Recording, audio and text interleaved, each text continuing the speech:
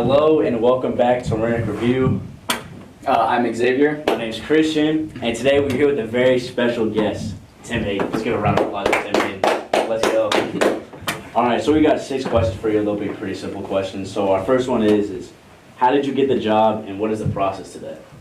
All right, Christian. Well, the first thing is my kids were already in the district last year, but I didn't work here. I was an elementary principal, and I just liked what I was seeing, like what I was feeling from the district. And when the job came open, I decided to apply. So the way it works is the Kansas Department of Education or Kansas Association of School Boards have they hire a search firm, and they kind of put a job out there, and you can do some background checking on the district yourself, but the search firm kind of takes a look at all the applications. They put a list of people together they think that might be a good fit for the district, and they gave me a call to come out and interview. So I came out and interviewed in January. So you apply in December, interviewed in January, and then I just lucked out and got the job. It was a good fit for the district and for me, and that's how I got the position. And then, you know, there's a bunch of people get mad at you because your last district are like, hey, what's wrong with us? Why are you ditching us? But it's not that. It's just a unique opportunity to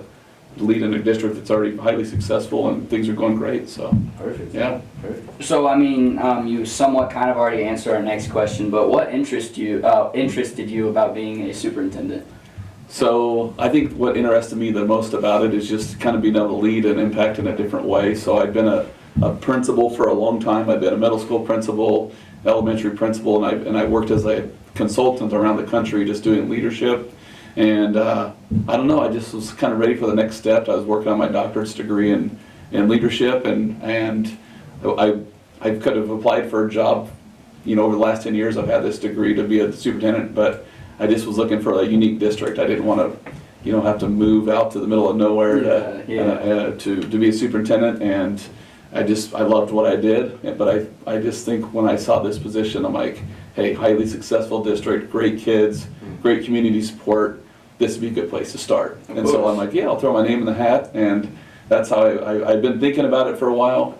I just was waiting for like that perfect job to come along, and that's why I picked us. I mean, I'm glad that's how USD 267's like that from an outsider look. That is good. Yeah. So obviously you started pretty recently, about 4 months you said? Yes. 4 months. So what changes have you made so far? So hey, I haven't made a lot of changes. So, you know, when I came in, I told everybody like my job this first year is to like look, listen, observe, and learn of how the Renwick way is. You know, so I haven't made any big changes. I think one of the ones that people would notice the most is as an outsider coming in, if you looked or asked somebody, hey, what do you know about Renwick or Andale or Garden Plain, what do you think they might say? Football. They're great at football. Yeah, they win lots of state track meets. They're great at athletics. But one of the things I wanted to do is, as a superintendent, I get to go to every school all the time. Every day I get to go to a different school. There's great stuff happening all over our district. So what I try to do, if you follow us on social media, like we've got a pretty good social media presence right now across the district. So we've got like a new app that we rolled out. I think I heard about that. Yeah. So I mean, we have we've increased our reach to over 550,000 people a month, and that's just like people looking at your content, crazy. And it's because people are like posting, and it's not me anymore. I started out posting, and I still do, but now the teachers are taking the role of like, hey, we're great at theater, we're great at math, we've got great field trips, we've got great sports still. You know, I'm trying to, my goal is to make everybody know in this area when they think about the best school district in the state of Kansas, Renwick comes off their tongue. So I've got a few other people that are coming to do some work with us.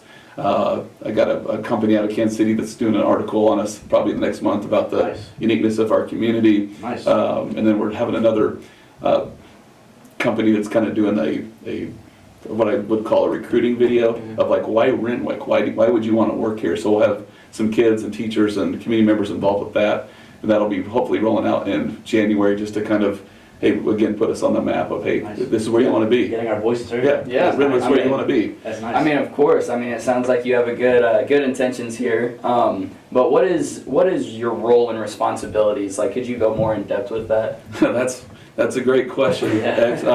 So, I mean, my first role and responsibility is to execute our strategic plan, which is, revolves around recruiting and retaining high-quality professionals, creating learning opportunities our kids will never forget, preparing our kids for a successful adulthood.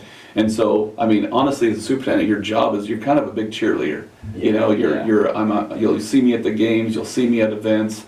I'm trying to give teachers and principals the resources they need to do their work, asking kids for feedback on how can we do better. So really, you're kind of a big support person. And then there's some behind the scenes work, making sure that, we have budget going on. There's some legislative connections. So, sometimes, you've got to reach out to legislators to say, hey, we're really needing some help with schools. Can you help make sure that you consider us when you guys go to do your voting in the Senate, and that happens in the spring. So the job changes throughout the year, but I would say the biggest part of my role is just being the cheerleader for Renwick and getting people what they need to be successful, and then sharing that story, sharing that outside. I mean, everybody knows we're good, right? In the district, but let's let everybody else in the world know. Exactly. I mean, we got a good voice behind that, I feel like, so. Yeah, I didn't know it went bigger than just the district. I didn't know you get legislators and stuff like that involved. Yes, That's something new I learned. Yeah, exactly. Who introduced you to become a superintendent? Did anybody specifically say like, oh, you should do this, or was it kind of just on your free will? So, I mean, I've always been kind of goal driven, and I wanted to have a master's degree before I had children.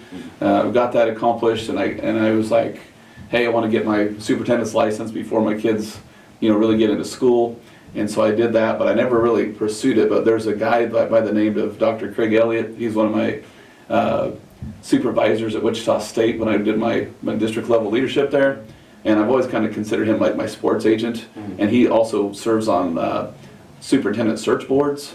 So like when a district has a search open, he sometimes is involved. And over the years, he'd call me and tell me, hey man, you got a cool job. You need to throw your name in this hat. And sometimes there'd be jobs where I'd have to move my family a long ways away, or maybe, I didn't know if it'd be a good fit. And he would tell me like, hey, I'm gonna quit calling you if you don't throw your name in one of these hats one of these days. So he's kind of the guy that kind of inspired me to say like, hey, I think you can do this. And I've just worked for lots of great superintendents over the years that have kind of helped mold and shape who I am. And then there's this weird phenomenon these last few years since COVID happened. This year there's 45 new superintendents hired in Kansas. Oh, wow. The year before there's about 45. That's crazy. So there's not a lot of people signing up to do the work, and it's because it's hard. You make people upset with decisions that you make. But most of the work you do is celebrating good kids and teachers. So I mean, there's some people that are like, I don't know if I'd want to do your job, but I love it because like the best thing about my job is I get to see cool stuff happen in schools every day, because I get to go to every school every week and just see like, man, we have got some cool stuff going on in this district that I'm glad my kids are a part of. So we'll go ahead and wrap it up on this one last question, but do you have like anything you want to say to the parents and students of the district? Man, I just would like to tell parents thank you for the support and welcoming me and my family to the community. I'm big on like making us the #1 school district in the country, the state. I want people to know who we are. I'm going to put my heart and soul into making the best decisions I can for the district, and thank you for bringing your great kids to our district. We've got it good here, and I've worked in other districts, and I can just tell you we're very lucky to have the kids and the supporting community we have here in Renwick. All right, well, that's what we like to hear. Well, we'd like to say thank you to Tim Hayden for taking this time out of your day, because obviously you just had a meeting, so I'm sure you're kind of tired of people talking to you. So. Yeah, man, I love visiting with kids and people about the work we're doing, so thanks for stopping by. Well, that's it for this episode. Tune in next time.